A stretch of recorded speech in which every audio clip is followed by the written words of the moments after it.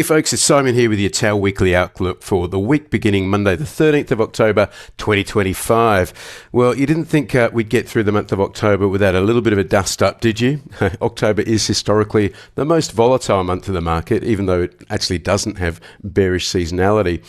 Friday certainly gave us the volatility though. The S&P was down 2.7%, which seemed to catch a lot of people off guard. A lot of people freaking out on social media.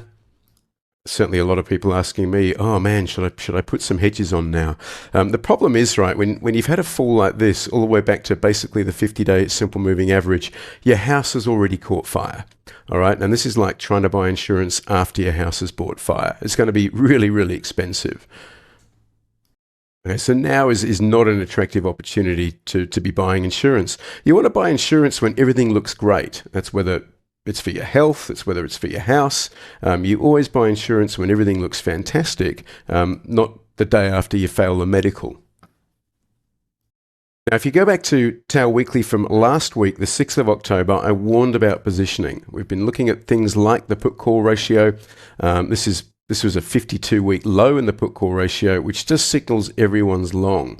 Now, as I've been saying, a lot of bullish positioning, it doesn't mean a market pullback has to be huge. It just means that when it happens, it's going to happen quickly. All right, and that's what happened on Friday. S&P was down 2.7, Nasdaq was down 3.5%, and this is just what happens when somebody yells fire in a crowded theater. Now, just like in April, it was a trade war related tweet from the president that kind of upset the apple cart here. The S&P actually made a new all-time high on Friday, believe it or not, but by a few pennies, it actually did make a new high. But then Trump threatened to put 100% tariffs on China, and that really upset the apple cart. Now, over the weekend, we've already seen a de-escalation in tensions, with China clarifying their positioning on rare earth mineral exports. And we're seeing a meaningful bounce in the S&Ps this morning. S&P futures are up 1.3%, which feels good. Feels better than a continuation to the downside for sure. But so far, it is only an inside day compared to Friday's big candle. And there's a lot to go on, a lot of water to go under the bridge between now and Monday's close. So let's see if we can hang on to these gains. My feeling is this probably isn't the start of a major sell-off. Looking at things like my proprietary risk-on, risk-off gauge, that's pulled back to a 6, which is neutral, but it's certainly not kind of forecasting calamity ahead. So there's every chance that we find support at the 50-day simple moving average, at least in the short term. Maybe we can manage a bit of a bounce from here. And look, this really could be another taco trade lining up, which is kind of what I was expecting on the weekend anyway. The main thing I want to talk about today is how we kind of prepared for this sell-off. We saw that positioning was pretty extreme to the upside. All right, so one thing we did was we sold out of the money call credit spreads above SPY. This is a not bullish bet. We're just betting that SPY doesn't get above 680 over the next month or so. All right, and that enables us to take in some premium in a trade that is going to profit from the passage of time. We also noticed that the VIX was coiled. See these red dots here on the TOT squeeze indicator? That indicates a compression in volatility. And usually periods of low volatility precede periods of high volatility. Volatility is mean-seeking, but it's also cyclical. Now, when the VIX is coiled like that, and it's trading at, 16, 17, even if that volatility expands to the downside, where's the VIX going to fall to? 12 or 13 perhaps?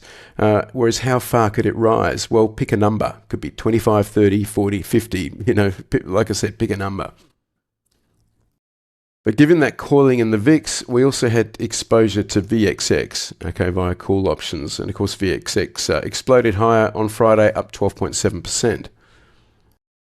We also had some exposure to call options in MP, which had a pretty decent day in a weak market. It was up 8.5%. That wasn't, particularly a hedge. That was more just a setup. But the gains in those three certainly offset any losses I experienced in Apple. I mean, my Apple position isn't working out so well, but that'll probably bounce up today. But the combination of positions on Friday meant my portfolio was up around 6% for the day.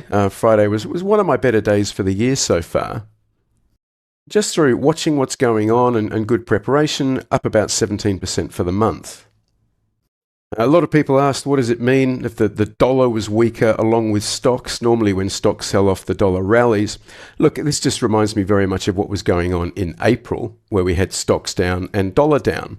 And what happens is if the US is kind of perceived as the source of the risk, i.e. because of trade war tensions, that tends to result in weakness in the dollar.